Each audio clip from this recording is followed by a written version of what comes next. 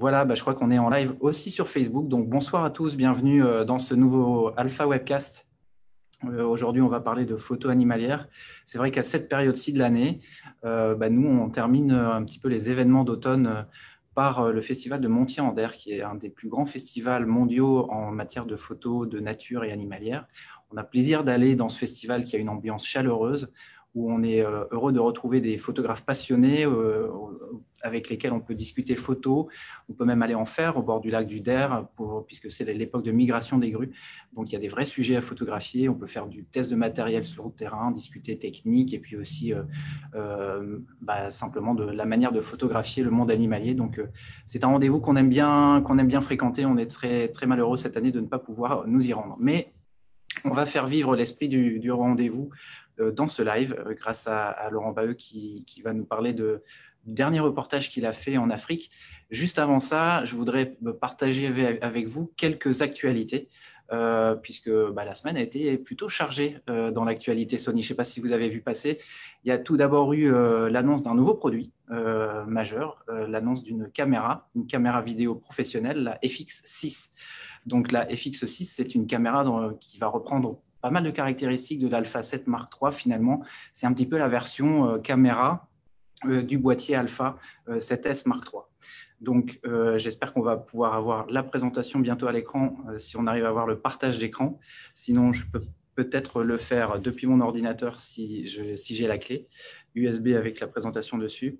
Voilà, donc la FX6, c'est une caméra vidéo professionnelle basée sur les technologies qu'on a développées pour l'Alpha 7S Mark III, dans une ergonomie de caméra vidéo professionnelle, dans un format hyper compact. C'est un petit peu le format de la FS5 qui était avec un capteur APS-C. Cette fois-ci, on est en capteur plein format, 4K, avec la haute sensibilité qu'on a développée aussi pour l'Alpha 7S Mark III, et avec une ergonomie professionnelle d'une caméra qui va vous notamment, par exemple, intégrer un filtre neutre variable intégré. Donc ça, c'est très utile pour les utilisateurs professionnels. Tiens, on vous pose une première question, si vous voulez réagir sur notre Instagram. Vous êtes plutôt, pour la vidéo, vous êtes plutôt FX6 ou Alpha 7S Mark III? C'est une question qu'on vous pose parce que ça nous intéresse de savoir ce que vous en pensez, vous. Est-ce que vous pensez qu'une caméra vidéo doit avoir une forme de caméra vidéo, ou est-ce qu'un boîtier Alpha peut très bien faire l'usage, puisque c'est en même temps un outil polyvalent? On dirait qu'on a un petit problème de réseau, en fait. Je continue simplement pour vous parler aussi en termes d'actualité. Qu'est-ce qu'on a d'autre dans notre actualité? On a la conférence qui aura lieu demain sur l'Instagram de Objectif Bastille avec un autre de nos ambassadeurs, Alexis Rosenfeld. Donc Alexis, c'est notre ambassadeur des mondes sous-marins qui va venir vous parler photos sous-marines demain sur la page Facebook d'Objectif Bastille. Je n'ai pas du coup les informations sous mes yeux, mais je crois que c'est à 17h, mais allez voir directement sur le compte Facebook de Objectif Bastille pour pouvoir participer à cet autre live. Je voulais aussi vous signaler qu'il y a aujourd'hui une exposition qui est en ligne, une exposition de Francis Bompard, notre ambassadeur de photos de sport, mais qui, pour l'occasion, en fait, fait une exposition sur un sujet qui lui tient particulièrement à cœur et sur lequel on va revenir d'ailleurs, puisqu'il s'agit aussi de photos animalières. Francis a une passion pour les éléphants et il fait une exposition qui s'appelle Éléphantesque, que vous allez pouvoir aussi retrouver en ligne sur son site internet francisbompard.org. Elle est en ligne, donc n'hésitez pas à aller la visiter. Vous allez voir, il y a des magnifiques images d'éléphants, et puis c'est pour la bonne cause, puisque autour de cette exposition, vous pouvez par exemple acheter des calendriers, et c'est au profit d'une association de défense des animaux. Désolé, on a eu un gros problème technique sur la transmission. Donc, on peut reprendre. Est-ce que tout le monde est encore là? Désolé, on vous a quitté quelques minutes. Les aléas du direct. Voilà, on a encore quelques petites choses à faire pour consolider notre solution. Là, c'est assez exceptionnel parce que c'est vrai que d'habitude, on reçoit nos invités sur le plateau. Là, on est en distanciel, donc la configuration est un petit peu différente. Et c'est vrai que ce n'est pas celle dont on a l'habitude. Donc, voilà, ça a généré un petit crash. On va reprendre maintenant. Je ne sais pas à quel moment on s'est quitté exactement, parce que moi, je parlais, et puis en fait, il ne se passait rien à l'écran. Donc, on reprend. On va refaire un petit tour vite fait de notre actualité. Donc pour parler déjà de ce live de ce soir, donc qu'on fait avec Laurent et qui a pour thématique la photo animalière, puisque c'est normalement la période de Montier-en-Der et que c'est le sujet de ce magnifique festival auquel on a toujours plaisir à se rendre à cette période de l'année. On va vous reparler, donc oui, je ne sais pas si vous l'aviez, si vous étiez encore là quand on en a parlé, mais il y a des offres actuellement, des offres de fin d'année, donc on entre dans les périodes de Noël, donc peut-être que vous avez envie de vous faire plaisir et de vous acheter un matériel Sony. Sachez que si vous achetez un boîtier et que vous l'enregistrez sur le site Sony, vous avez droit à 3 vouchers de 100 € pour vous acheter une sélection d'optiques. Donc vous avez les informations qui s'affichent. Si ça vous intéresse, n'hésitez pas à aller consulter l'offre sur le site Sony. Je voulais vous parler aussi de ce Facebook Live qui aura lieu demain soir, donc à 17h, sur la page Facebook de nos partenaires de Objectif Bastille, avec qui on se rend normalement d'ailleurs à Montier-en-Der. Donc vous aurez le plaisir d'entendre demain soir Alexis Rosenfeld, qui est notre ambassadeur des mondes sous-marins, donc qui vous partagera sa connaissance et puis sa vision des mondes subaquatiques. Vous verrez, c'est magnifique. Et puis, c'est quelqu'un qui est passionnant à entendre et qui est très engagé aussi dans son travail. Je voulais aussi vous parler d'expo de Francis Bompard. Francis Bompard, c'est notre ambassadeur photo de sport, mais il a aussi une vraie passion pour la photo animalière. Et il avait une exposition prévue à Chambéry. D'ailleurs, elle a lieu, mais étant donné le confinement, on ne peut pas vraiment la fréquenter. Donc, il a fait une exposition en ligne. Et c'est une exposition sur le thème, du coup, centré sur l'éléphant, qui est un animal que Francis affectionne particulièrement. Et d'ailleurs, il œuvre pour la défense de cet animal. En vendant par exemple des calendriers qui sont au profit des associations qui s'occupent de protéger cette espèce menacée. Donc n'hésitez pas à aller sur le site francisbompard.org, vous allez pouvoir voir des magnifiques images et puis vous régaler. Voilà, les pupilles. Et puis encore une fois, autour de la photo animalière, c'est vraiment la thématique du jour. Donc une exposition en ligne qui peut se voir aussi donc, du coup à Chambéry dès que le déconfinement sera effectif. Ça m'amène justement à parler de Laurent qui va nous rejoindre. Bonsoir Laurent, est-ce que tu es avec nous? Bonsoir Guillaume, cette fois je t'entends bien, Ah, c'est super. bon. Eh ben, c'est une chose heureuse parce que c'est vrai qu'on était un petit peu désolé de perdre cette connexion. J'espère que vous avez eu la patience d'attendre pour pouvoir continuer à suivre ce live avec nous. Donc, Déjà merci qu'on de est nous rejoindre, confiné, Laurent. Donc, tu es chez toi. Euh, déjà qu'on est confiné, si en plus on peut pas se connecter, là c'est la totale, hein, on essaie double peine. alors, je t'entends pas très bien, moi de mon côté. Le son est pas très fort. Tu Je m'entends vais pas essayer. très bien. Et là c'est mieux. Ouais, c'est peut-être un petit peu mieux si tu t'approches de ton micro. Ok. Donc, on va parler de ton dernier voyage, Laurent, et ton dernier voyage, parce qu'on connaît un petit peu ta production. C'est vrai que tu as une affection, toi, on parlait de Francis qui a une affection pour l'éléphant. Toi, c'est plus particulièrement pour le lion. Ouais, c'était en tout cas, c'est là, oui, depuis le début, c'est vrai que c'est un peu le fil rouge, mon fil conducteur, et je suis assez fasciné par cet animal-là qui est l'emblème de l'Afrique, on va dire. On n'imagine pas l'Afrique sans les lions et chaque rencontre avec les lions, moi, me transcende et m'imprègne, quoi, on va dire. Et voilà, donc je suis toujours en quête de ça, de cet animal-là, même si je fais plein d'autres photos. On va certainement voir d'autres animaux, et que je photographie aussi avec plaisir. Mais le lion revient de manière assez récurrente. Super. Donc, tu as fait un voyage qui était axé sur la quête encore d'images sur le lion spécifiquement, ou est-ce que quel objet avait réellement ce dernier voyage que tu as fait? C'était quand? C'était au mois d'octobre, c'est ça? C'était au mois d'octobre. Je suis parti en septembre et je suis reparti en octobre pour 3 semaines de tournage. C'était un séjour un peu particulier. On est parti, alors au départ, on devait partir sur le Kenya et la Tanzanie. Finalement, on est parti sur le Kenya essentiellement pour 3 semaines. Et dans l'optique, donc je suis parti pas seul, mais avec deux chefs opérateurs qui ont filmé notre quotidien, enfin mon quotidien, on va dire, avec la faune sauvage, au milieu de la faune sauvage, euh, dans le but de réaliser un documentaire sur mon travail, sur cette quête du noir et blanc, sur cette quête du lion, du du félin en Afrique, sur cette quête de l'instant avec l'animal sauvage, on va dire. Et ça va être monté prochainement et ça sera diffusé en principe, pardon, mois de juin, si tout se passe bien, pour la chaîne Ushuaïa TV. Donc sur la chaîne Ushuaïa TV, ça sera aussi diffusé au Brésil parce que c'était une coproduction avec une chaîne de télé brésilienne qui est aussi dans la boucle, voilà, et qui a participé donc à la production de ce documentaire-là. Et voilà. Donc, on va te voir à l'image en train de photographier les photos qu'on va regarder ensemble. Voilà, c'est un petit peu des vidéastes qui ont emboîté ton pas pour voir comment tu travaillais sur le terrain. Exact, exact. Voilà, on a passé 3 semaines hors confinement, on va dire. On était, voilà, nous, au milieu de la savane, donc c'était très agréable et au milieu des animaux.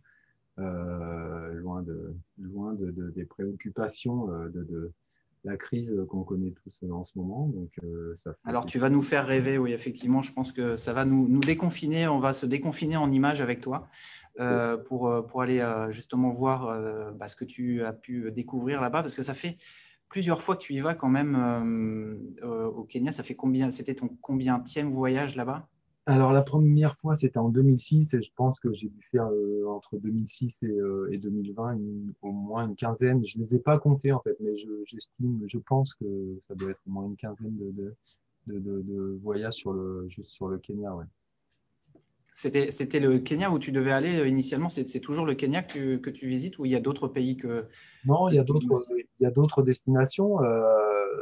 J'ai aussi été travailler, photographier en Tanzanie, j'ai aussi photographié en Ouganda, j'ai photographié en Afrique du Sud, en Namibie, au Botswana. Non, le terrain de jeu pour la faune sauvage est assez vaste, hein, le continent est grand, et moi je me suis concentré depuis 2002, donc ça fait 18 ans que j'ai commencé ce travail-là, mais principalement sur l'Afrique de l'Est, sur les pays de l'Afrique de l'Est et sur l'Afrique australe. Donc voilà, mais l'Afrique de l'Est encore plus que l'Australie. Et qu'est-ce qu'il y a de différent finalement d'un territoire à l'autre? Qu'est-ce que tu vas rechercher plus particulièrement quand tu vas par exemple en Afrique du Sud ou en Tanzanie ou qu'est-ce qui change? Est-ce que tu y vas plutôt pour à chaque fois aller chercher des images en particulier? Alors, des images en particulier, c'est plutôt un environnement particulier, parce que l'Afrique de l'Est, les plaines du Kenya, la savane herbeuse ou la savane arbustive du Kenya ou de la Tanzanie, ce sont des grandes plaines ouvertes, donc où on voit assez bien l'animal. Donc photographiquement, c'est assez sympa, c'est très esthétique, c'est très épuré. On a souvent un fond assez sobre, assez propre, on va dire. Alors que sur l'Afrique australe, bien souvent, enfin, il y a des variantes, hein, parce que sur la Namibie, ça peut être assez désertique, effectivement. Donc, mais par exemple, sur le Botswana ou sur l'Afrique du Sud, on peut avoir pas mal de végétation, pas mal de ce qu'on appelle du bush, avec des arbustes assez présents dans l'arrière-plan, et du coup des animaux plus difficiles à distinguer ou à détacher de l'arrière-plan. Voilà, donc c'est une approche un peu différente. Alors, il y a il y a d'autres intérêts, hein. Par exemple, pour le léopard, c'est vrai que l'Afrique du Sud, c'est quelque chose d'assez sympa. Pour les éléphants, c'est plutôt le Botswana, etc. Mais l'Afrique de l'Est a quand même ma préférence au niveau de l'esthétique pure de la photographie parce qu'on est dans ces plaines ouvertes. Ouais, donc un troupeau herbivore ou même des félins qui se déplacent dans la savane, bah, moi, j'aime ces images-là très épurées, très simples, très sobres. D'accord. Et alors, on parlait tout à l'heure de l'exposition virtuelle de Francis. Toi aussi, tu fais des expositions photos virtuelles.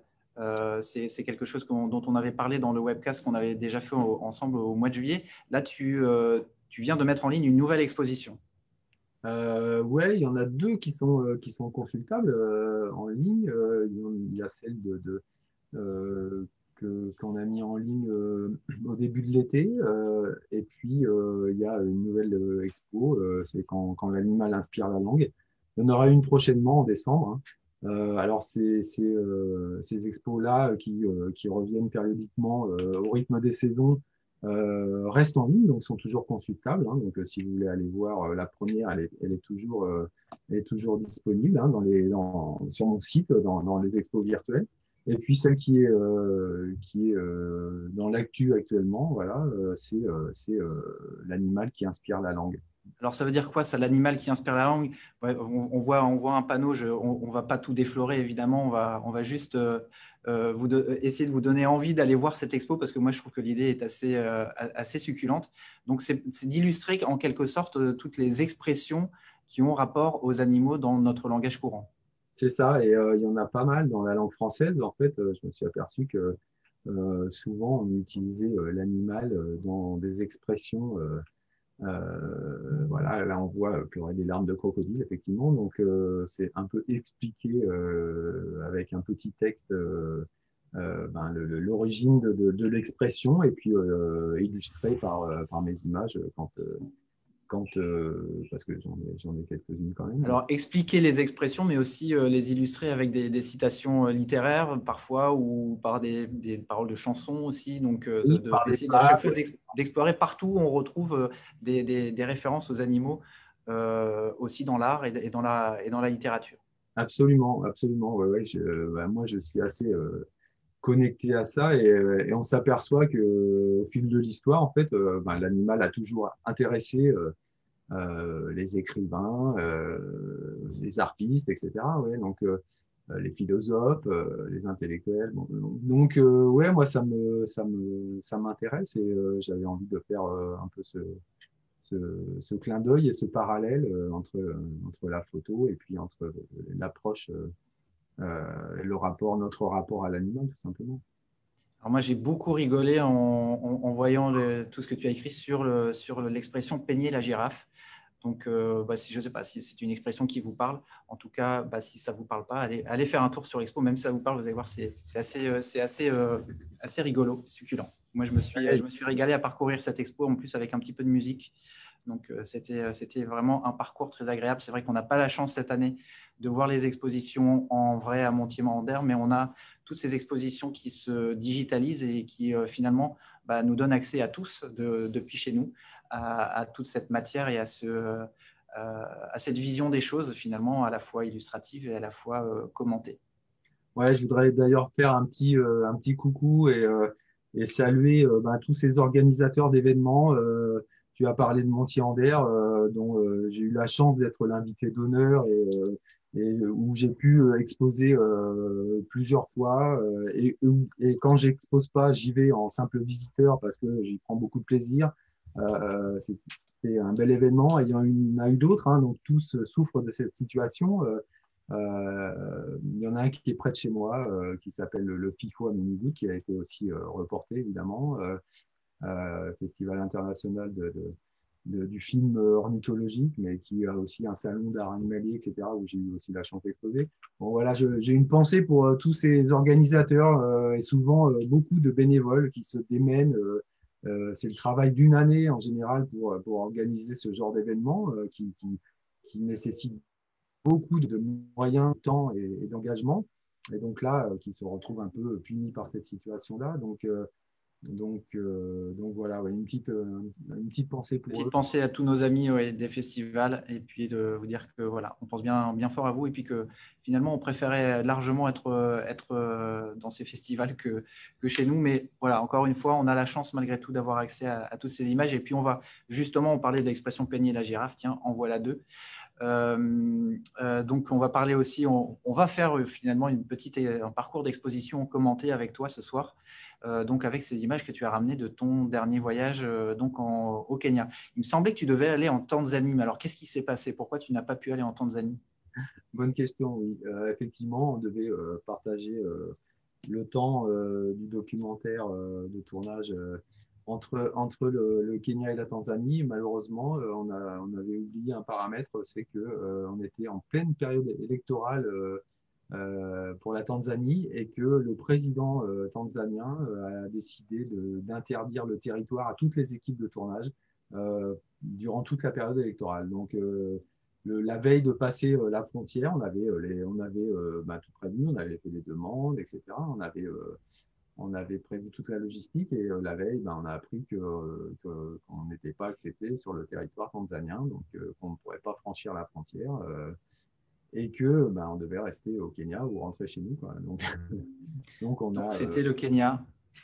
Voilà, donc ça a été le Kenya et on a changé nos plans et on a parcouru ce merveilleux pays qui est le Kenya, que je connais du coup pas mal et où j'ai même découvert de nouveaux endroits que je ne connaissais pas. Et voilà, donc pour la petite histoire, on a été confinés au Kenya et on n'a pas pu aller sur la Tanzanie. Et notamment, précisément sur le Serengeti, où voilà, j'aime bien aussi aller. Et donc, voilà, nouvelle exploration, photographier donc tous les animaux. Là, on parlait tout à l'heure des larmes du crocodile. Là, on en a un beau spécimen encore une fois, et on voit que tu as dû le photographier de loin. On comprend, ce n'est pas le genre d'animaux dont on aime beaucoup s'approcher. Donc là, tu étais avec un 600 mm doublé, donc un 1200 mm. C'est un combo que tu as beaucoup utilisé sur le voyage, j'ai remarqué en regardant les exifs de tes fichiers. Okay. Qu'est-ce qui fait que tu as envie de prendre plus de distance avec les animaux?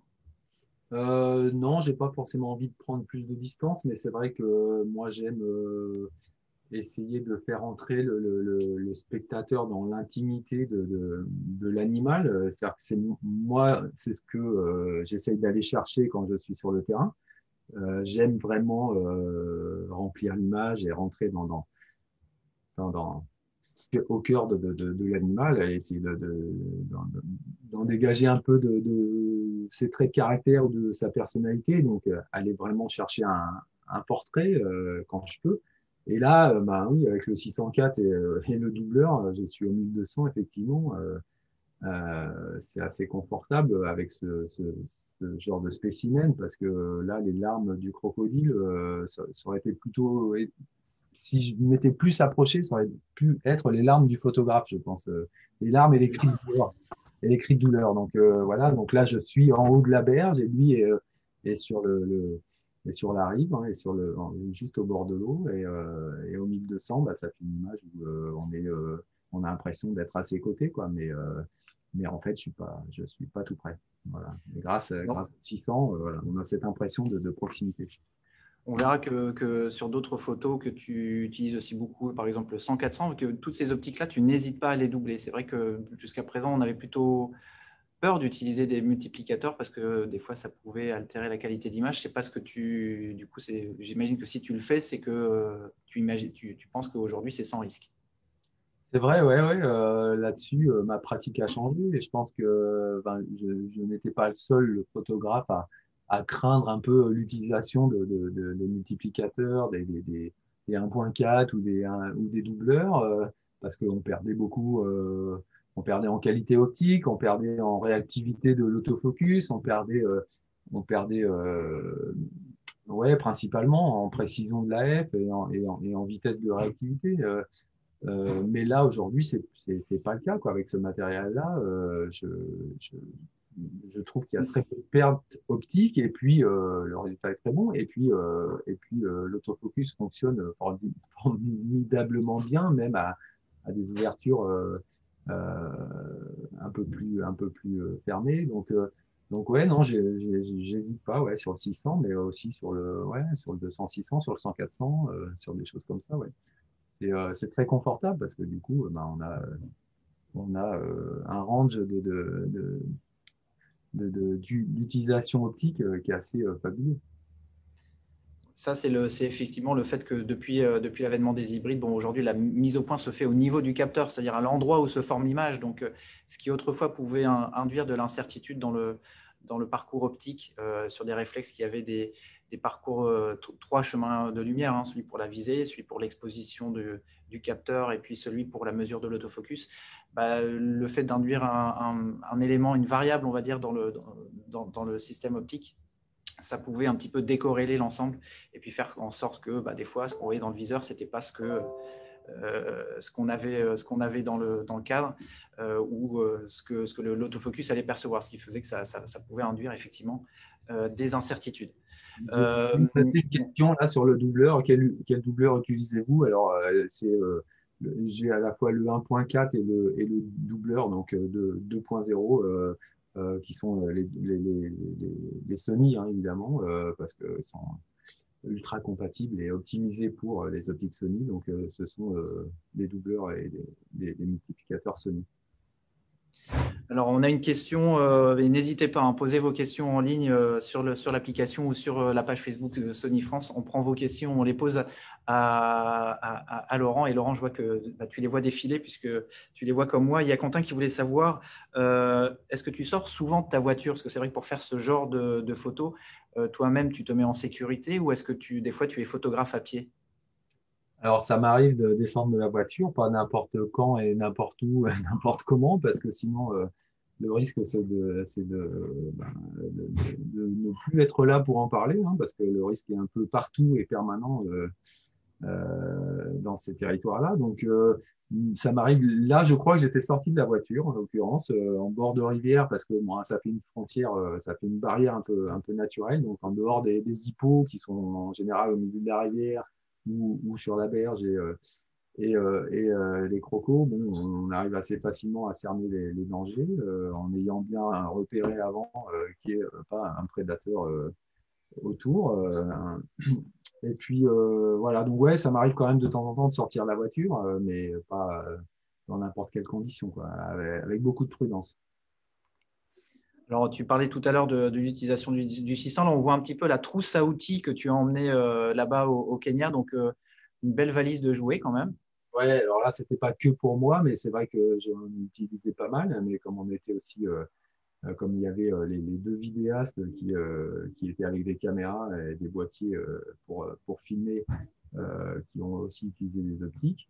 Mais oui, bah, on voit 200-600, on voit 100-400, on voit 70-200-8, on voit le gros 604, on voit 135 1.8, 85 1.4, un 24-105, il doit y avoir 24-70, 16-35. 10, 16-35, ouais, exact. Plus, voilà, après quelques boîtiers à 9, à 7, à 7.3. On a une question de William qui demande, enfin, qui pose la question, qui dit on entend beaucoup parler des Alpha 7, qu'apporte l'Alpha 9? Parce que sur la fiche technique, la différence n'est pas si flagrante. C'est vrai que quand on regarde la fiche technique, c'est deux boîtiers qui ont un capteur de 24 millions de pixels. Bon, l'Alpha 9 court 2 fois plus vite, hein, il fait du 20 images secondes par rapport à l'Alpha 7 qui en fait entre guillemets que 10. Mais qu'est-ce qu'il y a d'autre de différent finalement entre ces deux boîtiers? Ah bah, c'est déjà, là tu viens de le dire, effectivement, la cadence d'image qui est assez incroyable. 20 images secondes, la réactivité, alors c'est peut-être une impression, mais moi j'adore ce boîtier parce qu'il obéit au doigt et à l'œil, j'ai envie de dire, quoi. Il est vraiment ultra réactif. Après, j'aime bien les deux en fait, hein. J'aime bien les deux, mais l'Alpha 9, je le trouve encore plus, peut-être encore plus performant dans des conditions un peu difficiles de lumière, des contre-jours où la mise au point en temps normalement est plus difficile à faire. Ouais, je suis assez à l'aise avec l'Alpha 9. Après, sur les caractéristiques techniques, bah, toi, tu peux peut-être nous en dire plus. En fait, c'est vrai que oui, il y a quelques différences, notamment au niveau de la nature du capteur, comme tu le soulignes. C'est vrai que ce n'est pas le même capteur. L'Alpha 9, il a un capteur qu'on appelle un capteur stacked. C'est une technologie qui, en fait, permet d'avoir, d'une part, qui va procurer différents bénéfices. Le premier, c'est la visée permanente. C'est-à-dire que quand vous déclenchez, vous n'avez pas de blackout. Vous n'avez à aucun moment de perte de contact avec votre sujet. Donc, vous, c'est plus confortable pour maintenir votre cadrage et puis toujours voir ce que vous faites, même pendant que le temps où l'appareil déclenche. Vous avez aussi, tout comme vous, l'autofocus, il a aussi une vision permanente de la scène. Il n'y a plus jamais de coupure de signal. Donc, au niveau de l'autofocus, évidemment, ça permet à l'autofocus d'être beaucoup plus accrocheur puisqu'il il ne perd jamais de vue, il n'est jamais aveugle. Hein, et à aucun moment, il y a de coupure de signal qui fait qu'il perd l'information image et donc après, quand le signal revient, il doit rattraper le signal qu'il avait mémorisé auparavant. Donc, c'est du temps de calcul en plus. Donc, c'est vrai que ça agit sur la réactivité. Le fait d'avoir ce capteur stack, donc il y a une couche mémoire derrière les pixels, ça permet d'évacuer beaucoup plus vite les charges du capteur, donc de galoper jusqu'à 20 images secondes. Et puis aussi, par exemple, de pouvoir monter jusqu'au 32 millième de seconde au niveau de la vitesse d'obturation. Donc, comme quand on va voir tout à l'heure, il y a certaines images de Laurent prises en plein jour, et toi qui fais des magnifiques portraits d'animaux, et on va le voir, tu aimes bien travailler sur les plus grandes ouvertures possibles, et donc quand tu travailles au 135, au 1.8 ou au 85, 1.4, on peut utiliser même en plein jour, en plein soleil, une grande ouverture avec simplement en montant la vitesse d'obturation. Parce que des fois, quand on se trouve en plein soleil, on est déjà à 100 ISO, on est à ouverture 1.4, et puis on est obligé de mettre un filtre neutre parce qu'on est déjà au 8 millième de seconde et on n'a plus de marge. Avec l'Alpha 9, on gagne encore 2 steps, 2 diaph, puisqu'on peut monter jusqu'au 32 millième de seconde. Donc voilà, c'est tous ces avantages cumulés. Bon, après, on peut rajouter tout ce qui est effectivement connectivité, puisqu'il y a une prise RJ45, donc on peut transmettre les images, mais bon, ça, c'est plus dans une optique de travail d'agence. Mais à l'usage, vraiment, un jour, vous allez voir, faites l'essai, allez chez votre revendeur, mettez l'œil dans le viseur, déclenchez, vous allez voir le fait de ne pas perdre de vue votre sujet quand vous photographiez. C'est vraiment, ça change quand même un petit peu les choses. Absolument, oui, je confirme. C'est la visée permanente, c'est un confort vraiment appréciable. Ouais. Alors là, on te voit avec un 600 mm à main levée. C'est sous le soleil comme ça toute la journée, c'est possible de bosser avec un 600 mm au bout du bras à main levée. Ouais, alors je ne l'ai pas à bout de bras toute la journée, hein, heureusement, parce que je ne suis pas ni Rambo ni Terminator, mais là, ce 600-là, il est incroyable. C'est-à-dire il fait 3 kilos, je crois. Oui.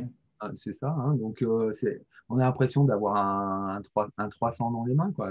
Sauf que c'est un 600. Donc, pour moi, j'avais déjà l'habitude avec des 600 ou des 800 millimètres plus lourds de faire des photos à main levée, mais avec beaucoup plus de difficultés. Là, c'est juste fabuleux d'avoir cette légèreté-là et cette maniabilité-là avec une telle optique, quoi.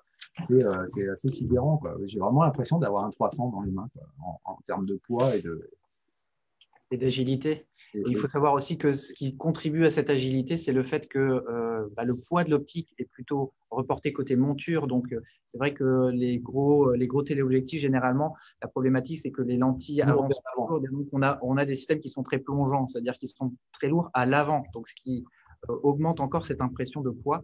Le fait d'avoir le poids de l'optique plutôt concentré vers la monture, c'est-à-dire vers la partie arrière de l'optique, ça permet d'être beaucoup plus agile, beaucoup plus maniable. Et puis dedans, il faut aussi signaler que dans les optiques GM de dernière génération, vous avez un moteur assez fabuleux par sa rapidité, qui est le moteur XD, qui vous permet d'avoir une acquisition de points qui est vraiment hyper rapide parce que le moteur navigue sur une rampe linéaire et donc il va d'avant en arrière à une vitesse vraiment fulgurante. Donc, à la fois en termes d'agilité, en termes de réactivité, ça fait une vraie différence, je pense. Enfin, je ne sais pas si tu as pu le constater, Laurent, mais en termes aussi de vitesse de réaction sur des suivis de sujets en mouvement. forcément, avec une optique très lourde, tu es beaucoup moins réactif. Alors avec ça, effectivement, le poids, comme tu dis, ne plonge pas vers l'avant. Donc, il est très bien équilibré et on l'a vraiment très bien en main et on bouge très vite et on arrive à suivre un sujet en mouvement très, très facilement. Alors qu'avec une optique, non, c'est plus compliqué. Voilà, donc on commence à regarder un petit peu tes images. On a une question de Michael qui voudrait savoir, est-ce que c'est toi qui effectues les retouches sur des photos? Absolument, absolument. C'est toi qui fais les retouches, c'est toi qui fais aussi l'editing. Tiens, et je me suis posé la question, est-ce que tu arrives à avoir, toi, suffisamment de recul sur ton travail pour faire toi-même l'editing de tes images? Ouais, c'est moi qui fais tout ça, mais alors après, je ne sais pas ce que les gens s'imaginent, mais souvent le photographe travaille tout seul, hein. Bon, moi, j'ai la chance de travailler aussi avec une collaboratrice qui s'occupe beaucoup de la partie communication, etc. Mais concernant l'image pure, que ce soit l'editing ou la retouche photo, ouais, c'est moi uniquement. Ouais. Et c'est toi qui définis ton style, ce style en noir et blanc qui était vraiment propre, c'est toi qui a un petit peu introduit cette notion de voir la nature et les animaux en noir et blanc. D'ailleurs, c'est une question qu'on voulait vous poser. Vous allez pouvoir y réagir tout de suite si vous le souhaitez sur l'Insta de Sony France, sony.france. Vous, les photos de nature et des photos animalières, vous les voyez plutôt en couleur ou en noir et blanc? Dites-nous ce que vous en pensez pour voilà, savoir quel est votre avis à vous. Mais toi, c'est vraiment le style que tu as imposé, c'est cette vision, ces portraits d'animaux en noir et blanc. D'où est-ce que ça vient, ça? Ben, j'ai envie de dire, bah, moi, ça fait partie de mon histoire avec la photo, hein. Je l'ai déjà raconté, mais je peux le redire, effectivement. Moi, j'ai appris la photo en argentique, au labo, au noir et blanc, à une époque où je faisais mon apprentissage en autodidacte et je me faisais la main sur le sport, et où on me fournissait que des films noirs et blancs, ensuite je tirais au labo argentique. Voilà, donc j'ai beaucoup appris de la lumière, de cette expérience de l'argentique en noir et blanc, et j'ai vraiment gardé ce goût-là. Et puis quand j'ai commencé en parallèle à m'intéresser à l'histoire de la photographie, ce que j'ai l'impression beaucoup de gens ont oublié, c'est que la photo, pendant très longtemps, les photographes au XXe siècle ne se sont pas posé la question couleur ou noir et blanc, hein, puisqu'il n'y avait que le noir et blanc qui existait. Et donc, quand on se plonge dans les archives photographiques des grands maîtres de la photo au XXe siècle, eh ben, qu'est-ce qu'on trouve? Des œuvres sublimes en noir et blanc. Donc, je vous invite tous à aller voir ce qu'ont fait nos illustres prédécesseurs, hein. Je ne suis pas le premier à faire l'apologie du noir et blanc. Bah, il se trouve que là, il y a peut-être des modes qui reviennent avec du noir et blanc, mais même en animalier, hein, moi, un photographe comme, par exemple, l'Américain Peter Bird, nous a quittés au printemps, a graphié l'Afrique en noir et blanc dans les années 60 et m'a été une source d'inspiration et d'admiration pour moi. Voilà, donc ça date pas d'hier. Et voilà, et ouais, intéressez-vous à l'histoire de la photo dans tous les domaines. Vous allez trouver des choses sublimes en noir et blanc. Donc voilà, je fais que poursuivre ce travail-là, cette quête-là. Mais voilà, pour moi, c'est l'essentiel de la photographie, en fait. Voilà, cette photo illustre parfaitement de l'ombre et de la lumière. Bah voilà, en noir et blanc, moi, ça me touche et ça me parle. Et la couleur viendrait comme un élément superflu perturber l'œil sur ce genre d'image. C'est pas que je déteste la couleur, hein. On peut exprimer de très belles choses et il y en a qui se servent de la couleur de manière vraiment formidable. Mais moi, bah, c'est pas ma tasse de thé. Je m'exprime bien avec le noir et blanc et je prends beaucoup de plaisir voilà, à faire uniquement du noir et blanc. Alors, on a une Intéressant. réponse. On a une réponse à la première question qu'on vous a posée tout à l'heure pour savoir si vous étiez plutôt FX6 ou A7S3 pour la vidéo. Apparemment, vous êtes 2/3 à préférer la 7S3. Mais je pense qu'il y a aussi une raison à ça, c'est qu'on parle à un public de photographes. En tout cas, si la FX6 vous intéresse, sachez que mercredi, nous aurons une conférence, un webcast qui est organisé avec notre département vidéo professionnel et avec Jérémy Desquerky qui fait partie aussi de la team ambassadeur Alpha et qui s'est essayé à cette FX6 après avoir testé la 7S3 cet été. Si ça vous intéresse, envoyez-nous un mail à contact.photopro@sony.com. On vous enverra le lien pour vous connecter mercredi matin à 11 h à cette conférence organisée par nos collègues du département vidéo professionnel de Sony. On a une question justement, on disait tout à l'heure que tu travaillais avec le 600 à main levée. Chantal voudrait savoir si ça t'arrive parfois quand même d'utiliser un trépied. Jamais. Jamais. Je déteste ça en fait. J'adore être libre de mes mouvements, le plus réactif possible, le moins contraint possible. Et du coup, ni trépied, ni même monopode en fait. Quand j'étais photographe de sport, j'utilisais pas de trépied, mais souvent un monopode. Parce que les matchs sont longs et puis on est assis le plus souvent à un point fixe. Notamment pour les matchs de foot, par exemple, etc. Mais sur la photo de nature, non, j'aime bien être vraiment libre de mes mouvements et pouvoir presque tourner à 360, y compris quand je suis dans le véhicule. Donc, Donc, non, jamais, jamais. Même pas un beanbag pour poser Non, l'objectif? même pas, non, même pas, parce que non. Moi, avec les optiques telles qu'elles sont aujourd'hui, les optiques Sony, il n'y a pas une optique que je trouve trop lourde, même le 200-600, le 600, bon voilà, elles sont toutes pour moi relativement légères, donc c'est très facile de les utiliser à main levée, en tout cas. De mon expérience, moi ça fait 25 ans que je fais de la photo. J'ai auparavant utilisé des optiques bien plus lourdes et aussi à main levée. Donc là franchement, j'en vois pas l'utilité, quoi. Et je préfère garder cette liberté de mouvement plutôt que de me contraindre à un trépied, à une rotule sur la voiture, etc. Je sais qu'il y en a qui sont des fans de la rotule, de l'horizon parfait, etc. Non, moi, j'aime bien photographier à l'instinct et au feeling et surtout en toute liberté, quoi. Et tu es plutôt un photographe posé, du coup, tu guettes tes sujets ou tu es vraiment un cueilleur d'images, c'est-à-dire que tu réagis plus sur l'instant et sur la sensation du moment ou... Je suis capable d'être un peu les deux. Alors, naturellement, je suis plutôt un opportuniste, on va dire. C'est que voilà, je prends ce que la nature veut bien m'offrir et souvent, elle m'offre des merveilles, surtout dans ces endroits-là. C'est un spectacle qui est sans cesse renouvelé. C'est-à-dire que là, on disait tout à l'heure, je suis peut-être allé une quinzaine de fois au Kenya et pas mal de fois dans les mêmes endroits, mais j'ai jamais vu la même chose. Là. Il se passe jamais la même chose. La lumière est différente, les scènes sont différentes, les animaux réagissent de manière différente, se déplacent de manière différente, etc. Donc, il y a toujours quelque chose de différent à faire. Et voilà, donc non, je suis plutôt oui, un instinctif qui aime saisir l'opportunité de l'instant qui se présente à moi, en fait, avec un peu de chance, avec un peu de réussite et un peu de hasard. Alors là, on voit que tu utilises effectivement même ton 100-400 avec le doubleur. Donc, on va répondre aussi à la question qu'on avait, enfin l'observation que nous faisait Bernard, f8 avec le doubleur, ça fait f16. Non, en fait, le 600 mm, c'est un f4, et donc avec le doubleur, ça fait f8. Et ça fait un 1200 mm f8. Et là, avec le 100-400, lorsqu'il est utilisé, par exemple, au maximum de sa focale avec le doubleur, c'est 5-6 plus de diaph, puisque le TC20 consomme de diaph, et donc on se retrouve 5-6, 8, 11. Donc là, on est à f11. Donc malgré tout, même à 11, l'autofocus continue de suivre. Ah ouais, ouais, sans problème. Là, on le voit sur des oiseaux en vol. Là, je pense que la photo est nette. Hein, donc, ouais, il n'y a pas de souci. C'est piqué, c'est net.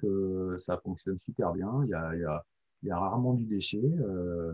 Non, non, franchement, c'est du matériel qui est opérationnel.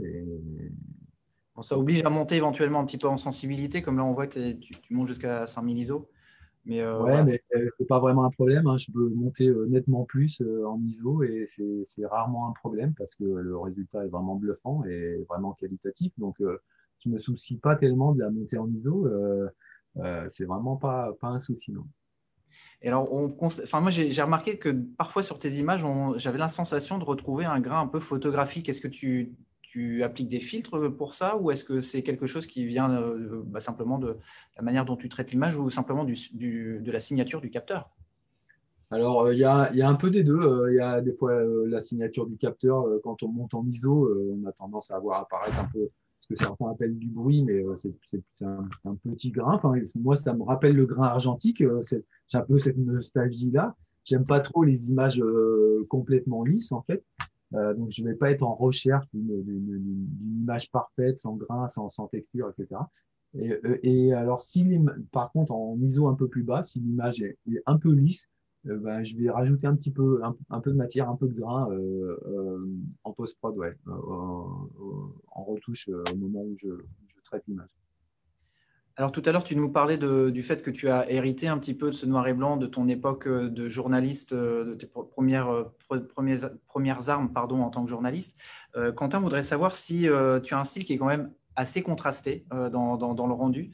Est-ce que c'est quelque chose qui t'est venu progressivement ou est-ce que c'est à l'usage que tu as, on va dire, peut-être dérivé vers ça ou est-ce que c'était déjà le noir et blanc que tu aimais dès le départ?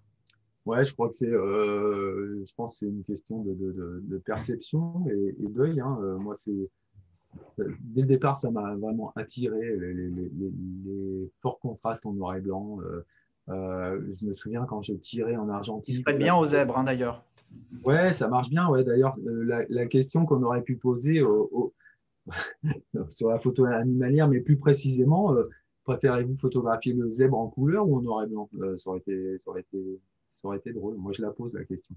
Alors moi, j'ai une question de François qui a un petit peu rapport à ça, qui voudrait savoir si quand tu photographies, ton appareil est directement en mode noir et blanc, parce que vous savez qu'avec les hybrides, en plus, du coup, si on est en mode noir et blanc dans le viseur, on voit en noir et blanc, ou est-ce que tes photos sont prises en couleur et converties en noir et blanc en post-production? C'est une très bonne question, en fait. À la prise de vue, grâce à ces boîtiers-là, effectivement, moi, j'applique des réglages noir et blanc avec un gros contraste sur le boîtier. Et j'ai cette vision-là dans mon viseur avant même la prise de vue, avant même de pouvoir de déclencher, je vois mon sujet en noir et blanc en permanence, en fait. Voilà. Donc Mais ça, tu travailles en RAW, mais je travaille en haut, absolument. donc tu peux toujours revenir malgré tout sur une version couleur. Exact, je pourrais en effet traiter ces images en couleur. C'est ce que je ne fais jamais. Voilà, je reste dans l'univers noir et blanc. Mais oui, effectivement, avec le négatif numérique brut, le fichier RAW, effectivement, on pourrait envisager l'hypothèse de faire de la couleur. Alors c'est le premier voyage que tu as fait avec le 135 1.8. Qu'est-ce que tu as pensé de cette optique? J'adore, j'adore. Ouais, voilà, ça c'est une image qui est faite au 135, donc je ne suis pas très loin de l'animal. Et en fait, il y a une telle densité d'animaux dans ces coins-là de l'Afrique, de temps en temps, on se retrouve effectivement pas trop loin d'animaux qui sont pas toujours effarouchés par votre présence. Donc là, ouais, 135 à 8, je sais pas, je suis à moins de 10 mètres. Et voilà, donc c'est à pleine ouverture, à un 8, j'adore, quoi. C'est des images où on peut juste détacher une partie de l'animal. Là, j'avais fait le point sur la queue qui fouettait comme ça des mouches. Et je trouve que c'est très graphique et c'est très, très esthétique. Et du coup, ça nettoie complètement l'arrière-plan. Ce que fait aussi sur cette image le 604 avec le doubleur. Hein. Vous voyez, Même quand on se retrouve à une ouverture de 8, bah, c'est finalement la distance focale qui fait aussi ce détachement entre le sujet et le fond. absolument. Et voilà. Et donc là, en plus, le fond est dans l'ombre. Donc, il y a un double nettoyage. Il y a le flou de l'optique, de la longueur focale qui nettoie déjà l'arrière-plan. Et en plus, il est dans l'ombre. Donc, voilà, l'Impala mâle qui est devant se détache particulièrement bien avec une très belle lumière latérale. Bernard voulait savoir avec quel logiciel tu développais ces images. Apparemment, lui, il apprécie beaucoup DxO Deep Prime, qu'il trouve impressionnant. Mais toi, qu'est-ce que tu utilises pour développer tes images? Ouais, alors c'est pas la partie que je préfère parce que c'est vite très chronophage. Et, moi, j'utilise Lightroom de manière très basique, très, très, très simplement. Je suis loin d'être un expert, hein, on va dire, mais voilà, j'utilise essentiellement Lightroom. Et Bruno voudrait savoir, parce que c'est vrai que quand on est en savane, on n'a pas forcément accès à des sources d'énergie. Comment tu te débrouilles pour l'autonomie voilà, électrique? Est-ce que tu pars avec plusieurs batteries? Comment tu procèdes pour recharger tes boîtiers au cours d'un voyage comme ça, au milieu de la savane? Moi, c'est très facile, j'ai aucun souci. Soit directement sur le véhicule, sur la batterie du véhicule, avec qui sont les véhicules dans lesquels je suis sont souvent adaptés pour les photographes. Donc il y a un convertisseur qui permet de se brancher pour recharger des accus pendant la journée très facilement. Déjà, voilà. Et puis après, au camp, souvent, il y a un groupe électrogène pour pouvoir recharger, qu'on fait fonctionner un peu le soir pour faire recharger les accus aussi. Donc, il y a vraiment zéro problème avec ça. Quoi. Et puis sachez aussi que les boîtiers Sony, via la prise mini USB du boîtier, vous pouvez recharger avec eux. Donc, voilà, via l'alimentation, simplement la prise USB du boîtier, vous pouvez recharger la batterie qui est à l'intérieur du boîtier. Exact. Donc ça, c'est aussi un aspect qui est intéressant sur ce boîtier à la fin. Ouais, et puis en plus, moi, j'utilise les grips verticaux où on peut mettre deux accus simultanément dans le grip. Donc, ce qui fait que j'ai une autonomie avec ça qui est déjà doublée, quoi, qui est assez sympa. Cédric voulait savoir si, d'ailleurs, c'est fort à propos avec cette photo de Lyon, est-ce que l'AIAF fonctionne bien dans la savane? Est-ce que l'AIAF, que Sony a été le premier à introduire sur ses boîtiers, cette détection de l'œil des animaux automatique qui permet d'avoir toujours la mise au point faite au bon endroit finalement, est-ce que ça marche bien par exemple sur les lions? Ouais, c'est hallucinant, c'est bluffant, quoi. En plus, sur le boîtier, on peut choisir entre détection sur un visage humain ou sur un animal. Donc, moi, je l'ai activé évidemment sur les animaux et ça marche incroyablement bien. Pas que sur les lions, quoi, hein, sur presque tous les animaux, sur l'éléphant aussi, sur une gazelle, sur un buffle. Enfin, je l'ai testé sur vraiment beaucoup d'animaux et c'est d'une précision diabolique, quoi. C'est extraordinaire. C'est extraordinaire. Alors là, comment tu fais cette photo-là? Là, tu te mets à plat ventre, tu es au ras du sol? Non, ben non, là je suis encore avec le 600 doublé, donc je suis pas tout près en fait, et avec la distance, ben, on a l'impression effectivement que je suis à leur niveau, alors que je suis dans la voiture. Alors je suis pas en haut de la voiture, hein, je suis souvent dans la voiture, au plus bas de la fenêtre. Mais là, Il est 19 heures. là les gazelles sont, ces petites gazelles de Thomson sont un petit peu plus haut que moi. Le relief fait qu'elles sont légèrement euh, un peu plus haute que moi. Donc voilà, on a l'impression que je suis au ras du sol, mais non, je suis juste dans la voiture, à travers la fenêtre de la voiture. Jean-Claude voudrait savoir si tu recadres beaucoup tes photos. Non, pas énormément. Bah, quand on utilise des gros téléobjectifs, que ce soit le 200-600, le 100-400 doublé, le 600 doublé, on est déjà très long. Donc, et puis, des fois, je suis même trop près de la ligne. Ça arrive au 85, vous voyez, et, je suis vraiment serré, quoi. Donc, non, ce que j'aime bien m'autoriser, c'est des formats différents du 2 tiers. Donc, là, par exemple, c'est l'exemple parfait.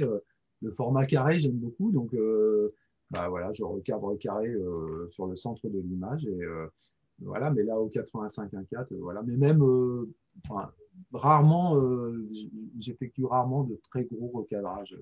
Souvent, je vais chercher déjà à la prise de vue à remplir le plus possible l'image et le matériel que j'ai me permet de le faire. Donc, voilà, du grand angle au très gros télé, j'ai un choix royal de matériel, donc je n'ai pas besoin de le faire. Alors là, on voit une illustration de ce qu'on expliquait tout à l'heure sur les avantages de l'Alpha 9. Vous voyez, là, par exemple, on est à ouverture 1.4 pour avoir ce magnifique bokeh du 85 pour pouvoir l'utiliser, enfin, le faire ressortir. On se met à 1.4, on est déjà à 100 ISO, donc on ne peut pas descendre plus. On peut descendre, mais on perd un petit peu de dynamique en dessous de 100 ISO. Donc voilà, 100 ISO. Et puis, bah, du coup, on va compenser par la vitesse. Donc là, on est déjà au 8 millième. Il suffirait qu'il y ait encore un petit peu plus de lumière. Et bah, avec un boîtier classique, on serait obligé de mettre un filtre neutre. Avec l'Alpha 9, on pourrait encore monter de biaf jusqu'à 32 millièmes de seconde. Ouais, c'est ça. C'était Là, aussi c'est pour illustrer ce qu'on très disait tôt tout le à l'heure. matin, il n'y a pas beaucoup de lumière, mais voilà, on est déjà au 8 millième, quoi, 1.4, alors que c'est le lever du jour. À propos, tu parlais du choix royal de matériel que tu avais. Bruno voulait savoir si dans ton choix de matériel, finalement, tu accordais une importance à la tropicalisation des matériels ou est-ce que simplement tu avais une certaine hygiène particulière par rapport à ton matériel pour le maintenir en forme pendant tout un safari, parce qu'on imagine que tu évolues dans des conditions de chaleur et de poussière qui peuvent être effectivement compliquées sur le plan de l'empoussiérage, par exemple, du capteur. Ouais, la chaleur, c'est pas trop un problème, à part pour le photographe, mais pas tellement pour le matériel qui supporte assez bien. La poussière, moi, je la supporte assez bien, le matériel un peu moins. Ouais, effectivement, la poussière, ça peut être un peu pénible, notamment pour le capteur, quand on change les optiques. Bon, voilà, on arrive toujours à récupérer les poussières sur le capteur. Donc ça, ben, j'essaie de faire attention. Mais c'est un peu inévitable. Hein. Donc, ouais, c'est un environnement poussiéreux, mais c'est pas simplement en Afrique. Hein. Ça peut être un peu partout dès qu'on est à l'extérieur, en fait. Hein. Donc je fais juste un peu gaffe, mais je prends pas ni pour la poussière, ni pour la tropicalisation. Bah, s'il y a une petite averse, je vais pas me mettre, je vais pas mettre tout le matériel à l'abri parce qu'il y a 3 gouttes qui tombent, parce que je sais que le matériel ne craint pas, quoi. Et puis pour la poussière, moi, ça se gère aussi assez facilement. Alors, en tout cas, sachez que les matériels Sony sont conçus dans un esprit de robustesse et d'endurance. Donc, il y a évidemment des joints toriques à toutes les jonctions d'assemblage du carter du boîtier. Sur les optiques GM, vous avez aussi un joint torique autour de la monture. Donc, tout est fait effectivement pour limiter les risques. Après, moi, j'ai toujours tendance à dire, traitez votre matériel comme vous soignez vous-même. C'est-à-dire que s'il pleut, vous mettez une capuche, vous mettez une couverture de pluie sur votre boîtier. S'il fait trop chaud, vous ne restez pas le matériel en plein soleil parce que c'est jamais très bon. D'ailleurs, j'avais une question à ce propos à te poser. Le fait de travailler sur des très longues focales comme ça, est-ce que ça ne pose pas des problèmes quand on est dans la savane avec les questions de brume atmosphérique ou de brouillard de chaleur? Ce qu'on appelle le brouillard de chaleur, c'est la vibration de l'air causée par la chaleur. Est-ce que ça ne génère pas de complications au niveau de la netteté de l'image, par exemple? Ouais, si, carrément, hein. On est dans le flou artistique, on a l'impression de faire de la peinture. La brume de chaleur, effectivement, quand il fait vraiment très très chaud, en milieu de journée, ça arrive quand ça tape vraiment fort. Euh, Là, on fait la mise au point et puis on déclenche l'image. Et bon, déjà dans le viseur, on voit qu'il y a cette brume qui donne un flou très flou, comme un peu un mirage, hein, voilà. Et plus l'optique est longue, plus cet effet-là est renforcé, effectivement, parce qu'on tasse les couches atmosphériques, on tasse l'air, donc on tasse la chaleur, et on voit cette brume encore plus présente. Et voilà, il n'y a pas grand-chose à faire, à part, ouais, voilà, on fait du flou artistique, hein, avec n'importe quel matériel, hein. Donc, on s'abstient plutôt, à part, voilà, en faire une pour le fun, mais après, on a Le l'impression. fait de prendre un petit peu de hauteur, par exemple, de travailler au-dessus de 1,30 m, on dit que souvent c'est un petit peu la limite à partir de laquelle on a un peu moins de problématiques de ce genre-là. C'est vrai ça ou pas? Bah, je ne l'ai pas constaté, moi, hein. Même en montant au-dessus de la voiture, donc je suis à plus de 2 mètres, voire 2,50 m. Non, c'est Il y a quand pareil. même le problème. Ouais, c'est pareil. C'est vraiment la longueur focale, hein, la longueur d'optique qui amplifie ça, en fait, hein. Et du coup, ouais, très compliqué, quoi. Là, il faut plutôt se rapprocher du sujet et utiliser des optiques plus courtes, à mon humble avis, hein. Mais par expérience, c'est ce que je fais. Alors, on a une réponse par rapport à la question qu'on vous posait tout à l'heure, savoir si vous voyez la photo animalière ou de nature en couleur, en noir et blanc. Vous êtes à peu près 3/4 à la voir plutôt en couleur, 77%, et donc 23% qui préféraient la vision en noir et blanc. Donc, voilà, c'est ce qui fait aussi la singularité de ton regard. Donc, tu n'es pas dans la majorité, Laurent. Ah ouais, non, mais si. Mais tu as malgré Ouais, tout énormément de succès. Alors, comment tu l'expliques? j'en sais rien, j'aime bien être en marge. Je suis peut-être quelque part un rebelle dans l'âme, mais non, mais comment je l'explique? Je l'explique pas parce que en fait, moi, je me suis pas posé la question. C'est-à-dire que j'ai d'abord cherché à me faire plaisir et ça fait, comme je l'ai dit, ça fait partie de mon histoire avec la photo. Et moi, là où je prends du plaisir, c'est avec le noir et blanc. Donc, ma démarche, elle a été d'abord celle-là et elle restera celle-là. C'est si moi je prends pas de plaisir, je vois pas comment je peux faire des choses sympas. Donc, j'imagine pas faire autre chose que des choses qui moi me plaisent avant tout. Voilà, Et donc ça se comprend. On fait toujours mieux ce qu'on aime faire. ben ouais, ça paraît logique.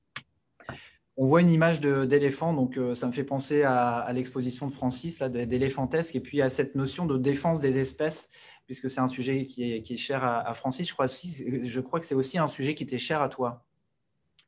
Ouais, bah, c'est difficile de pas se sentir concerné, hein, par cette problématique-là. Enfin, je suis toujours épaté par les gens qui se sentent pas concernés par la perte de biodiversité, par la destruction des habitats naturels, parce que c'est quand même quelque chose qui aujourd'hui, on veut dire, il y a beaucoup de communication, et notamment de la part du monde scientifique qui est faite à destination du grand public pour informer la population de toute cette destruction qui est en train de s'opérer, hein.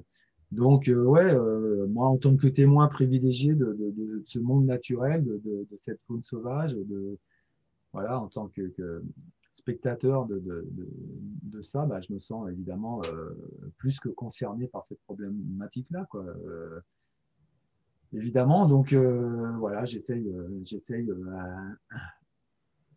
à mon humble niveau bah, de faire passer le message, d'essayer de toucher les gens sur la beauté extraordinaire et la richesse de ce patrimoine naturel.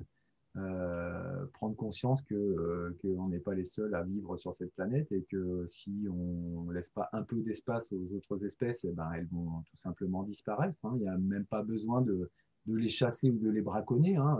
Ça, c'est la partie visible de l'iceberg, j'ai envie de dire. C'est spectaculaire, un éléphant dont on arrache les défenses ou un rhinocéros dont on tronçonne la corne, c'est spectaculaire et ça émeut le grand public. Mais ce qui est moins spectaculaire, ce qui fait pas de bruit mais qui fait beaucoup de dégâts, c'est ben, de prendre l'habitat naturel des animaux pour construire, pour cultiver. Donc on grignote ces habitats et ces espèces-là n'ont pratiquement plus d'espace pour vivre, hein, tout simplement. Ces animaux ont besoin d'un territoire vaste. Un lion, ça a besoin de moins 100 km² pour pouvoir s'épanouir dans son environnement naturel, pour avoir suffisamment de proies à chasser, pour ne pas être en concurrence avec d'autres prédateurs ou d'autres lions, un autre clan de lions, etc. Donc voilà, ces animaux-là ont besoin d'espace, beaucoup d'espace. Et si on les prive de ça, eh ben, on les condamne tout simplement à disparaître. Et le message est passé. Merci, Laurent. Évidemment, je pense que tous ici réunis ce soir, on ne peut être que d'accord avec toi. Une question de Cornélis, on revient un petit peu à la technique. Est-ce que tu travailles plutôt en ISO manuel ou en ISO auto?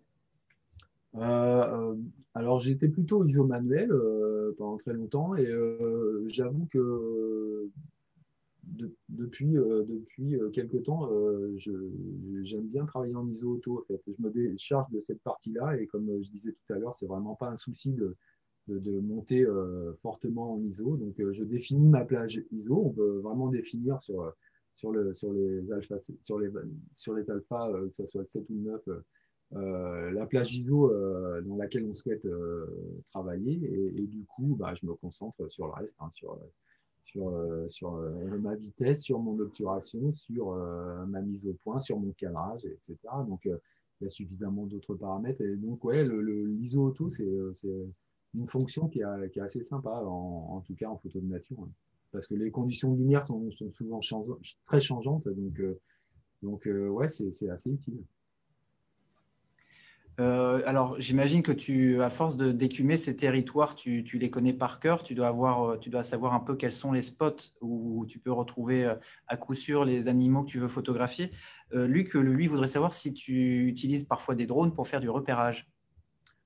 Jamais. Je suis ni drone, ni robot, Ni hélicoptère. bah non, ça m'est arrivé une ou deux fois. J'ai fait une fois un survol du delta de l'Okavango pour prendre la mesure de la largeur du delta et de l'immensité du delta, mais je me suis très vite aperçu que ça a perturbé énormément les animaux, ça les stressait.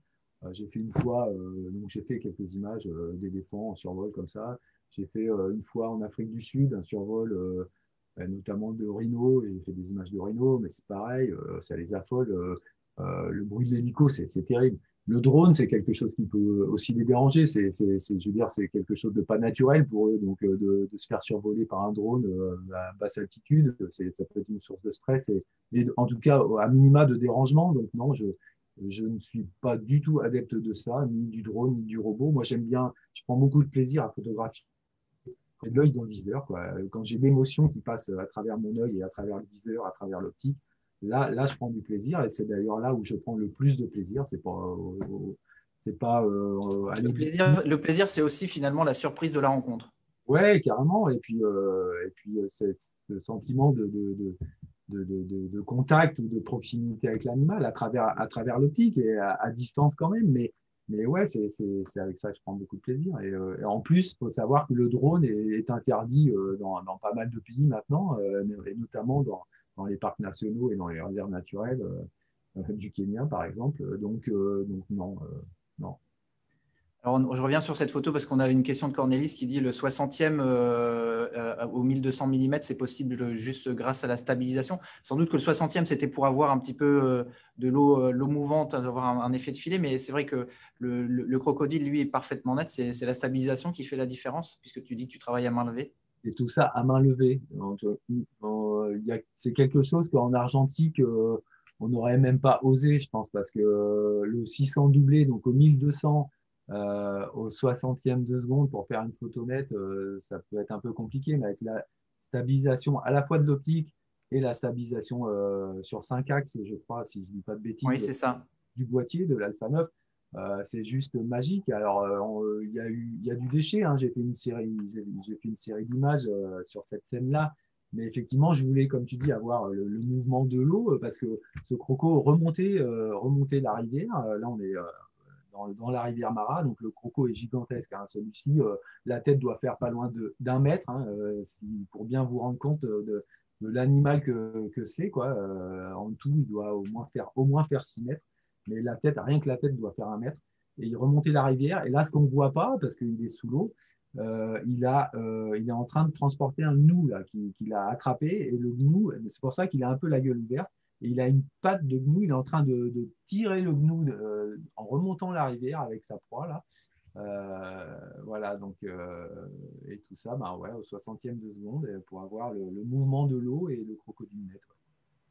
La main levée. Aussi, excusez-moi Benoît, hein, j'étais passé au-dessus de votre question. Vous vouliez savoir comment Laurent, toi, tu te déplaces une fois que tu es sur place. Est-ce que tu es en solitaire? Est-ce que tu travailles en équipe ou avec un guide? Et qu'est-ce qu'il faut faire finalement en amont du voyage pour être sûr d'arriver dans la savane et de pouvoir faire des bonnes photos? Alors, la mauvaise idée, c'est d'y aller à pied. Hein. À part si vous êtes Maasai, il n'y en a pas beaucoup qui s'y aventurent. C'est même interdit. Voilà, donc c'est bien d'avoir un guide local. Effectivement, moi, sur le Kenya, bah, j'ai la chance d'avoir le même guide depuis mes débuts au Kenya, depuis 2006. En l'occurrence, un Kenyan qui s'appelle Maurice.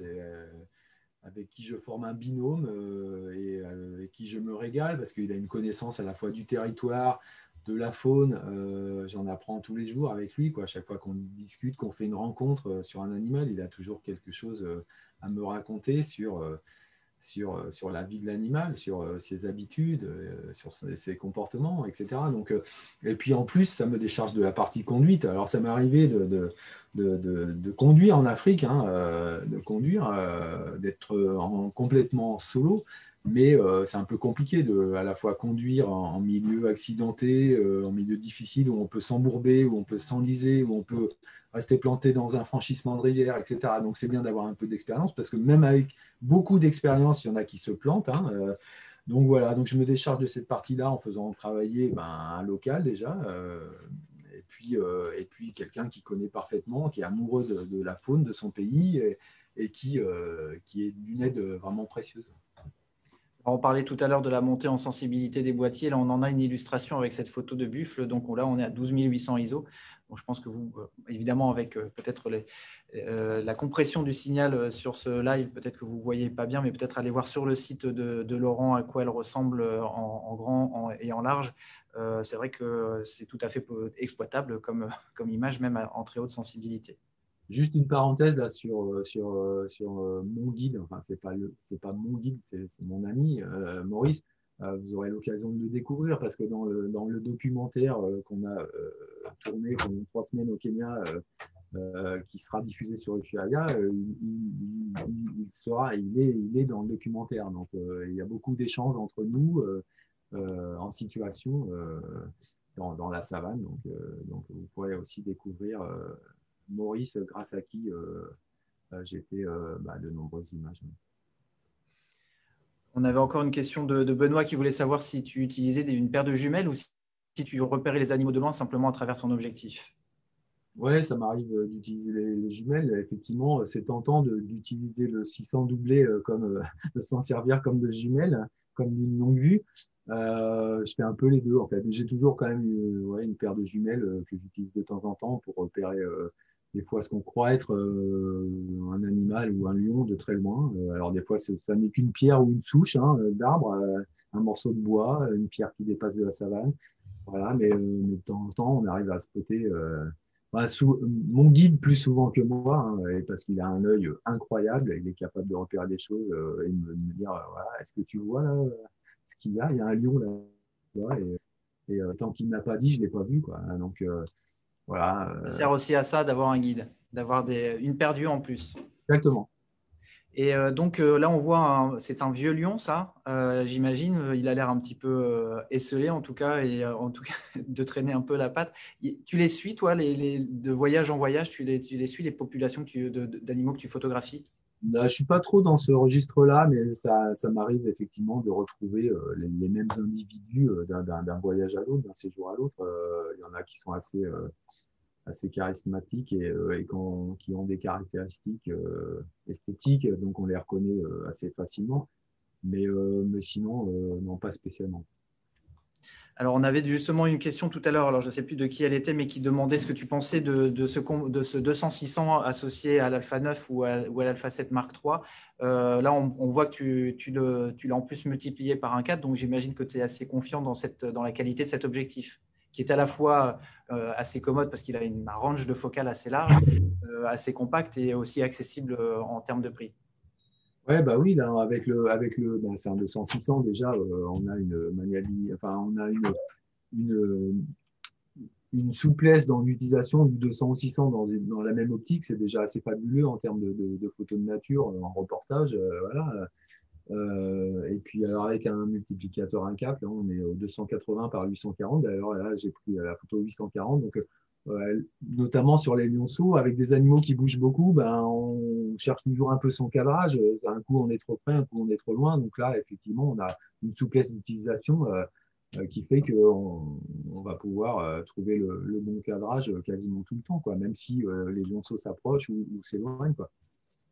Voilà, donc on voit que sur cette photo, ça j'imagine qu'elle a été prise plus ou moins au même moment. Donc on a le plan serré au 840 mm et puis le plan large au 337 mm avec le même set optique.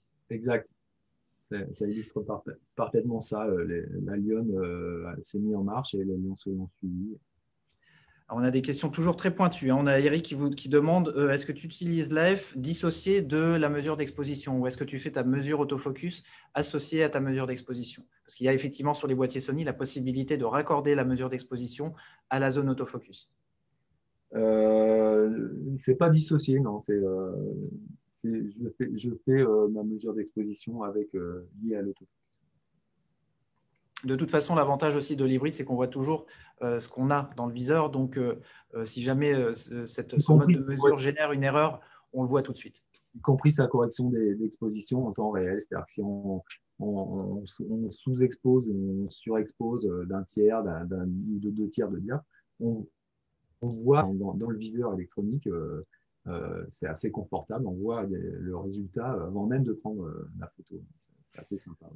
Alors, formidable portrait de lion, il est assez extraordinaire. Ce lion, il a des yeux clairs, on dirait les yeux de marin, des yeux qui ont été brûlés par le soleil.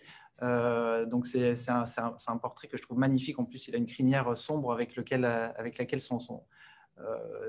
ça contraste pas mal cette profondeur du regard.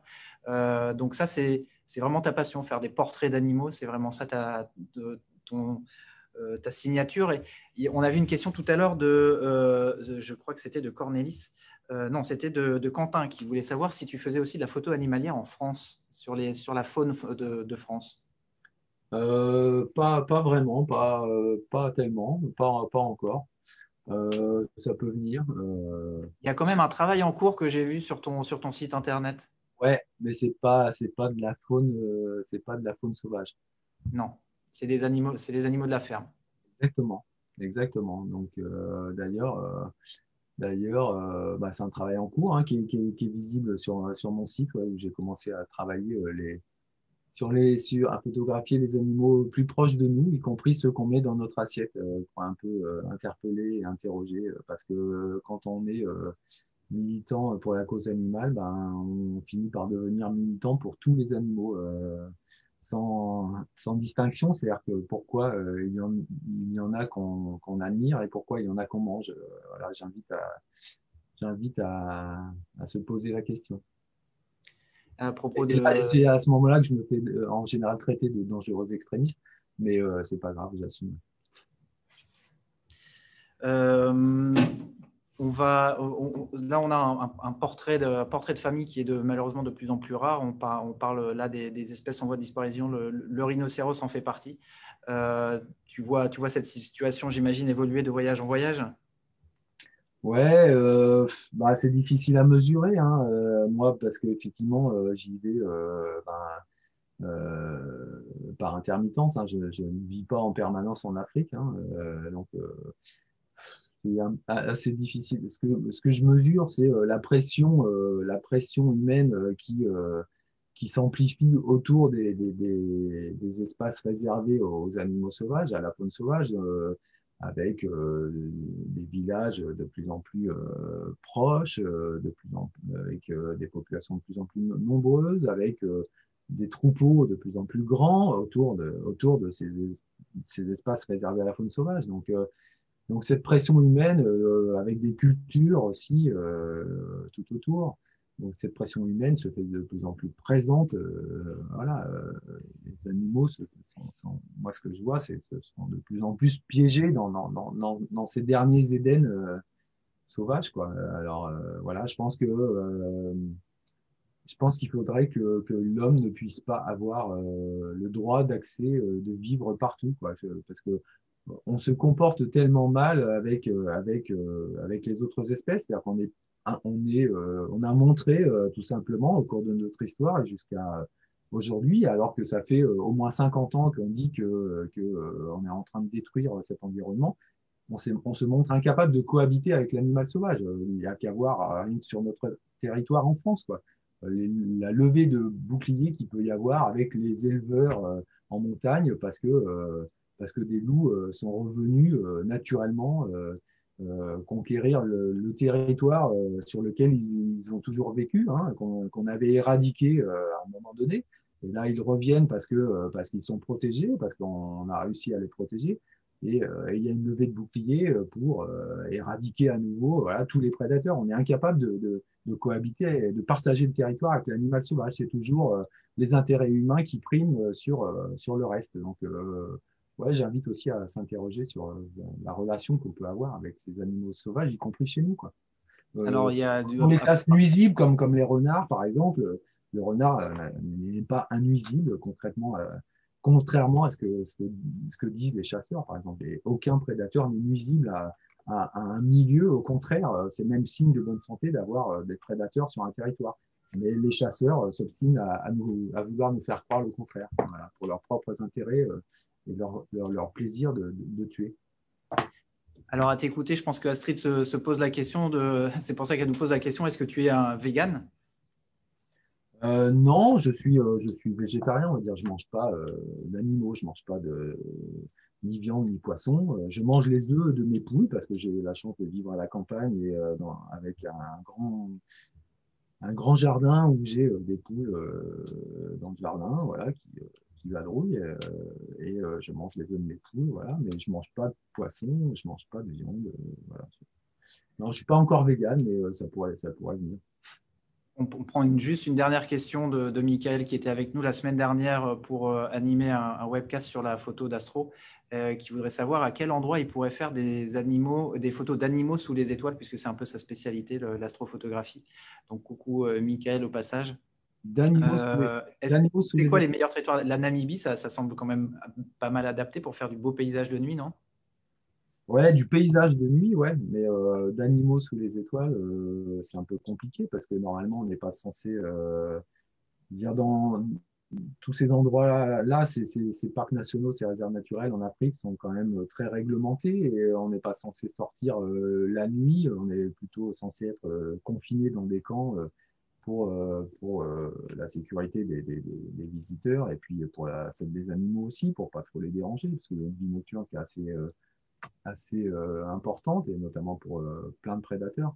Donc, ça me paraît assez compliqué comme sujet de photographie, en dehors des problématiques techniques, parce que ça peut s'envisager, mais de photographier les animaux sous les étoiles, j'ai envie de dire bon courage, hein, mais peut-être que c'est possible, mais c'est compliqué. En tout cas, en Afrique, un peu compliqué. Ouais. On termine en tout cas avec cette magnifique photo assez originale de cette troisième corne, on va dire. C'est une gazelle, c'est ça? Je ne suis pas spécialiste. Ouais, c'est un mâle impala, ouais, qui est voilà, devant une girafe avec le 200-600. Et voilà, donc ça J'en fait avais oublié une, il y avait aussi cette photo de Lyon. ouais, qui a une gueule assez impressionnante. Ouais. On va rappeler aussi, parce qu'on approche des fêtes de Noël, on parlait tout à l'heure peut-être de l'idée de s'équiper en matériel, mais il y a aussi la possibilité de faire des cadeaux avec tes tirages, justement pour ceux qui nous ont regardés ce soir. Peut-être que vous avez envie, ça vous a donné envie d'en avoir une chez vous, de ces photos. On peut les acheter sur ton site internet, c'est ça? Ouais, voilà une idée qui est bonne. Ouais, ouais. Bah, ceux qui ont envie à la fois de se faire plaisir, qui ont envie de décorer chez eux et en même temps de soutenir le travail d'un photographe accessoirement, parce que c'est quand même de ça que je vis. Je vends des livres et des tirages. Il y a plein de gens qui se posent la question, mais moi, c'est mon métier. Je vis et je fais vivre ma famille avec ça. Donc, effectivement. Donc, ouais, les photos sont disponibles sur mon site dans différentes présentations, différents formats, différents. Donc en plus, il y a des mises en situation, on peut vraiment se rendre compte un petit peu des échelles. Hein. Quand on commande le tirage, on peut avoir une idée de sa taille par rapport à ces mises en situation qui sont proposées, qui permettent de savoir quelle serait la taille la mieux adaptée peut-être à votre intérieur, sachant qu'il y a aussi des livres qui sont disponibles sur ton site. Oui, j'en ai fait quelques-uns. Ouais. Il y a l'Afrique, mais pas seulement. Il y a aussi un peu d'Arctique. Il y a animalité, pour ceux qui sont un peu plus sur la cause animale, avec des très beaux textes de la philosophe Audrey Jougla, qui est une amie que je salue. J'en profite pour la saluer. J'espère qu'elle va bien. Et alors l'avantage aussi de commander le livre sur ton site internet, c'est qu'on peut te demander en même temps de le dédicacer. Ouais, bah oui. Ouais, j'ai un peu de stock à la maison, donc effectivement, c'est pour ceux qui le souhaitent, je peux dédicacer et personnaliser quand c'est pour offrir en cadeau, ben, je peux dédicacer à une personne, à un prénom en particulier. Ouais, ça m'arrive assez souvent.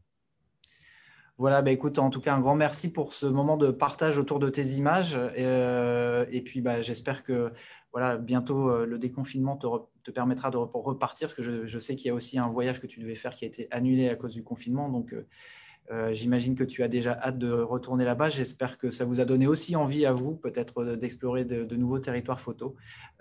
Sachez que vous pouvez aussi en voir beaucoup d'autres territoires de photos et puis d'autres regards de photographes à travers notre plateforme Alpha Universe.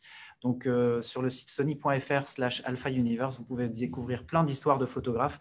Là, on voit cette semaine, par exemple, Alexis Rosenfeld, que vous découvrirez demain dans le live Facebook de Objectif Bastille. Vous pourrez aussi retrouver, par exemple, une des dernières publications, c'est ce film Filmer le Serengeti à l'Alpha 7X Mark III, qui a été produit par Chris Schmidt, qui est un formidable photographe animalier également, donc de Suisse. Et vous pourrez donc du coup regarder un petit peu les coulisses de ce tournage de Endless Beauty. Donc voilà, des images vraiment assez fabuleuses qui ont été tournées par Chris Schmidt dernièrement avec un Alpha 7S Mark III, mais c'est surtout aussi, voilà, le sujet est vraiment magnifique, les images sont superbes, donc n'hésitez pas à aller vous connecter sur Alpha Universe pour faire le tour de toutes ces histoires de photographes. Juste un petit mot sur Guillaume, sur Alexis Rosenfeld, parce que c'est demain, c'est ça le. Et demain à 17h sur le Facebook de Objectif Bastille. Ouais, et ben, je vous invite vraiment tous à aller voir ce qu'il fait. Déjà, c'est un type adorable, passionné et qui fait des choses dans le milieu sous-marin assez extraordinaire, quoi. C'est vraiment une autre planète et il va vous faire rêver. Et en ce moment, ça fait beaucoup de bien. Ça fait du bien, effectivement. Puis Alexis, c'est aussi un excellent photographe, mais également un très grand humaniste et quelqu'un aussi de très engagé dans son travail et dans l'utilité de son travail, on va dire. Donc voilà, on a la chance chez Sony d'avoir des ambassadeurs formidables, non seulement par leur talent, mais aussi par leur dimension humaine. Donc merci beaucoup. Merci Laurent, j'étais super content de faire ce live malgré les quelques difficultés qu'on a rencontrées au début et dont on vous prie de nous excuser. C'était vraiment indépendant de notre volonté et lié aux aléas techniques qui peuvent survenir sur ce genre d'événements. Donc, en tout cas, on vous remercie de nous avoir suivis. On vous donne rendez-vous à la semaine prochaine. La semaine prochaine, on aura un webcast dédié à la technique vidéo avec un formateur qui s'appelle Flores Fumbo, et vous allez voir, vous allez apprendre plein de choses. Si vous voulez vous mettre à la vidéo, je suis sûr que ça va vous donner le déclic. On va parler de termes des fois assez abscons, obscurs, mais en tout cas, vous allez voir que Forest saura vous les expliquer de telle manière que ce sera, après cet exposé, des choses tout à fait limpides pour vous. Si on parle de S-Log, de Gamut, de conformation de fichiers, voilà, toutes ces choses qui sont peut-être encore nébuleuses dans votre esprit, on va les décortiquer la semaine prochaine avec Forest. Vous allez voir, c'est assez magique. Merci beaucoup encore une fois, Laurent. Merci pour ce moment de partage autour de tes images. Je ne sais pas ce qu'on peut te souhaiter pour cette fin d'année, un déconfinement rapide peut-être, un prochain voyage. Et puis, Ouais, ce serait pas mal, ouais, un déconfinement rapide. Je prends, je prends. Mais en tout cas, merci à tous d'avoir suivi nos petits échanges. Et puis, merci à toi, Guillaume. Merci à tous. Encore très bonne soirée à vous. On vous retrouve la semaine prochaine avec grand plaisir, même heure, sur ce live Alpha Webcast. D'ici là, prenez soin de vous.